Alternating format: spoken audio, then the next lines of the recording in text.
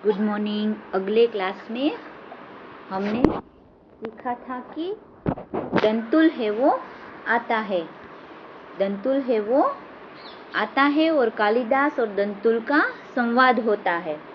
और कालिदास और दंतुल जब संवाद कर रहे होते हैं तभी ही अंबिका का प्रवेश होता है। अंबिका है वो मल्लिका की माँ है।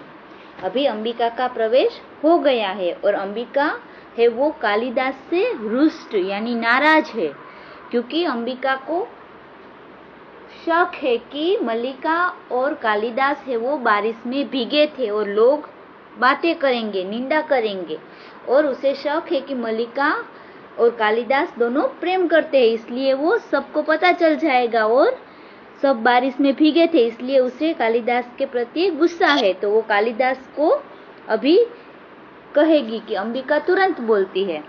जब कालिदास कहता है ना कि मल्लिका इस हरिण शावक को ले जाओ और इसे किसी तल्प या आस्तरण, सैया या बिछोना पर उसे सुला दो, तभी अंबिका का प्रवेश होता है। अभी अंबिका कहती है इस घर के तल्प और आस्तरण हिरण शावकों के लिए नहीं है।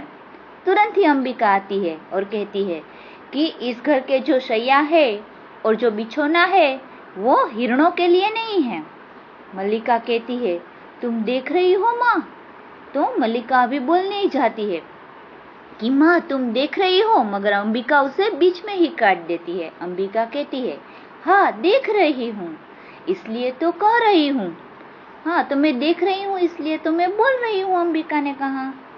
तल्प और आस्तरण मनुष्य के सोने के लिए है, पशुओं के लिए नहीं। अंबिका तुरंत कहती है कि मल्लिका हमारे घर में जो शैया है और जो बिछोना है वो मनुष्य के लिए है, पशुओं के लिए नहीं है। कालिदास कहता है इसे मुझे दे दो मल्लिका। कालिदास को पता चल जाता है कि अभी अंबिका है वो बहुत गुस्सा है, इसलिए वो मल्लिका से हरिण शावक मांग लेता है। दूध का भाजन नीचे रख देता है और बढ़कर हरिण शावक को अपनी बाहों में ले लेता है। कालिदास जो उसके हाथ में दूध का पात्र था वो नीचे रख देता है और जो उसकी बाहों में हरिण शावक उसे ले लेता है, मल्लिका के पास से अपनी बाहों में वो ले लेता है।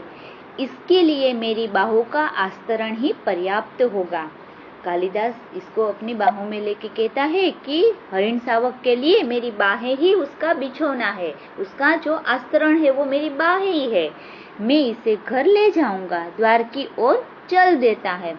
तुरंत ही वो द्वार की ओर चल देता है और कहता है कि मैं इसे अपने घर ले जाता हूँ। अभी दंतुल कहता है और राजपुरुष दंतुल तुम्हें ले जाने देखता रहेगा।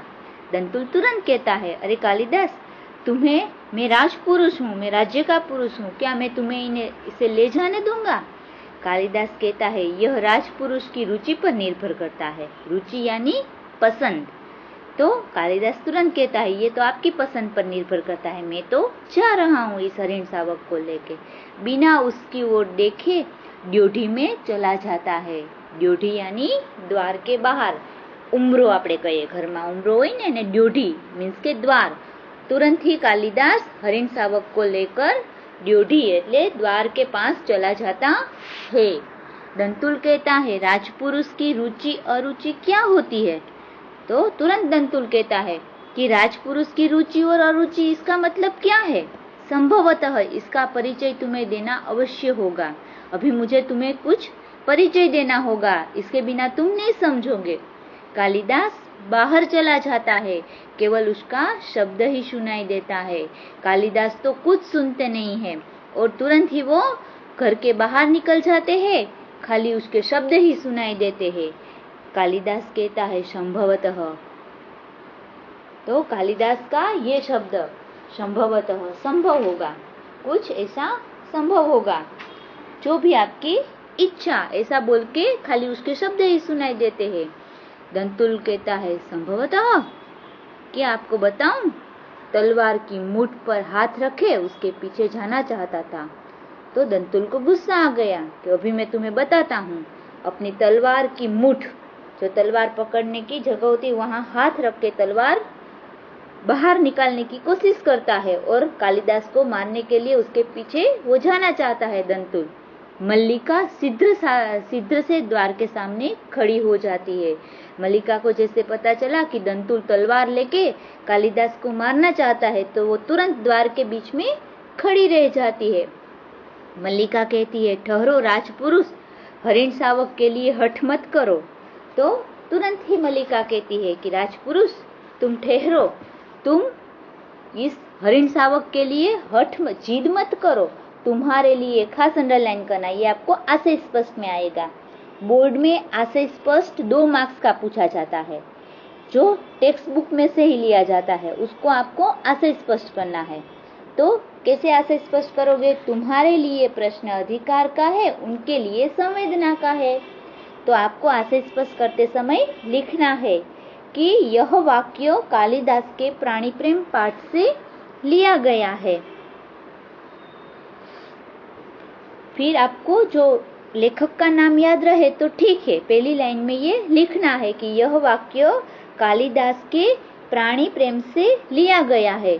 फिर इसका आपको 5 या 6 लाइन में इसका आपको एक्सप्लेन करना है। इसको आशय स्पष्ट कहते हैं। एक आशय स्पष्ट पोयम में से पूछा जाएगा, एक आशय स्पष्ट इस टेक्स्ट बुक में से, पाठ में से पूछा जाएगा। तो आपको कैसे करना है? शिकारी व्यक्ति और किसी की जान बचाने वाले दोनों में बहुत फर्क होता है।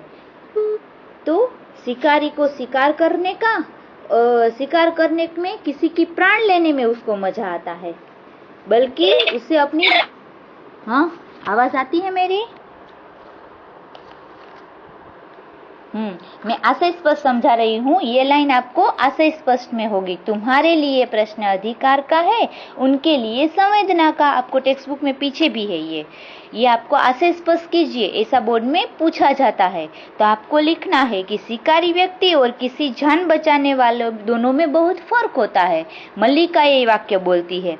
तो वो कहती है, शिकारी को क्या मजा आता है? किसी का प्राण लेने में वो अपनी बहादुरी समझते हैं। जो अपने मनोरंजन, अपनी खुशी के लिए वो शिकार करते हैं। वो शिकार करना अपना शौक मानता है और शिकार का अपना अधिकार मानता है। पर संवेदनशील व्यक्ति, संवेदना यहाँ किया है ना, संवेदनशील व्यक्ति का हृदय कैसा होता है?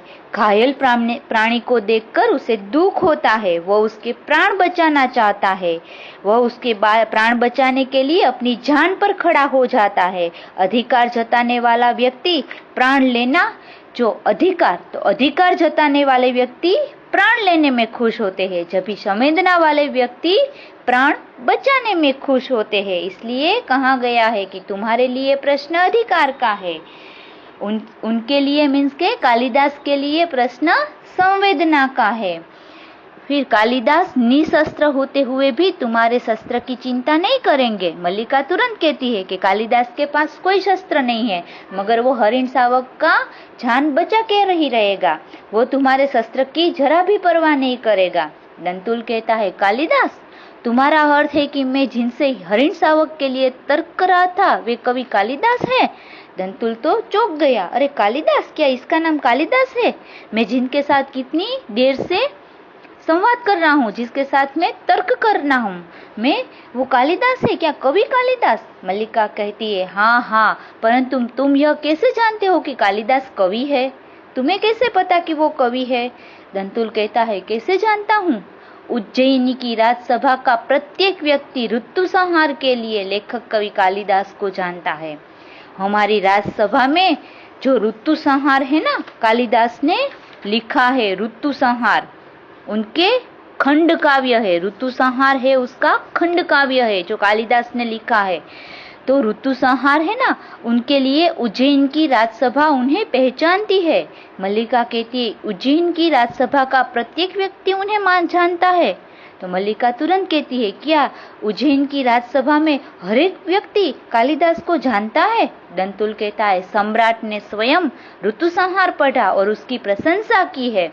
तो सम्राट ने, हमारे राजा ने खुद ऋतु संहार पढ़ा है जो कालिदास का खंड काव्य है, और उसने उसकी प्रशंसा की है। इसलिए आज उज्जैन का राज्य ऋतु संहार के लिए लेखक का सम्मान करना और उन्हें राजकवि का सम्मान देना चाहता है। आपको पता है, दंतुल मल्लिका से कहता है कि हमारी उज्जैन की राजसभा में प्रत्येक व्यक्ति ऋतु संहार के लिए उसको लेखक को सम्मान देना चाहते हैं और कालिदास को हम राजकवि बनाना चाहते हैं। आचार्य वरुरुचि इसी उद्देश्य से उज्जैन से यहाँ आए हैं। तो जो आचार्य मेरे साथ आए हैं ना, वरुरुचि, अंडरलाइन करना, आचार्य का नाम था वरुरुचि, वो उसके साथ में यहाँ आया हुआ हूँ। वो कालिदास को आमंत्रण देने के लिए कि आप राज्यसभा में उज्जैन के आओ, आपको राजकवि का सम्मान देना है। मल्लिका सुनकर स्तंभित सी हो रहती है, एकदम थम जाती है, एकदम आश्चर्य में पड़ जाती है और अंदर ही अंदर खुश होती है कि वाह, कालिदास को राजकवि बनाया जाएगा। मल्लिका कहती है उज्जैन का राज्य उन्हें सम्मान देना चाहता है, राजकवि का आसन। ओहो, तो मल्लिका खुश होती है, इतनी खुश होती है क्योंकि वो कालिदास से प्रेम करती है कि राजकवि बन जाएगा। तो कालिदास है, उसको राजकवि का सिंहासन दिया जाएगा। दंतुल कहता है मुझे खेद है, मैंने उसके साथ अशिष्टता का व्यवहार किया, तो मुझे माफ कर दो, मुझे माफ कर दो, मैंने उसके साथ बहुत बुरा व्यवहार किया, मुझे जाकर उनसे क्षमा मांगनी चाहिए। दंतुल कहता है अभी मैं कालिदास से जाकर उससे क्षमा मांगूंगा। तो कालिदास है ना, संस्कृत भाषा के महान कवि थे। उसकी जो संस्कृत भाषा में जो ग्रंथ लिखे हैं ना, वो विश्व भाषा का दर्जा मिला है। अपने साहित्य संस्कृत भाषा को विश्व भाषा का, सारे विश्व संस्कृत भाषा को मानते हैं। और कालिदास के जो कृतियां है ना, उसमें 7 कृतियां है तो उसकी विश्व प्रसिद्ध है, जो सभी देशों में सभी भाषा में उसका अनुवाद हुआ है। उसमें रघुवंशम और कुमार संभव है ना, वो महाकाव्य है। मेघदूतम और ऋतु संहार उसके खंड काव्य है। अभिज्ञान शकुंतलम हमने 8th स्टैंडर्ड में पढ़ा था, अभिज्ञान शकुंतलम।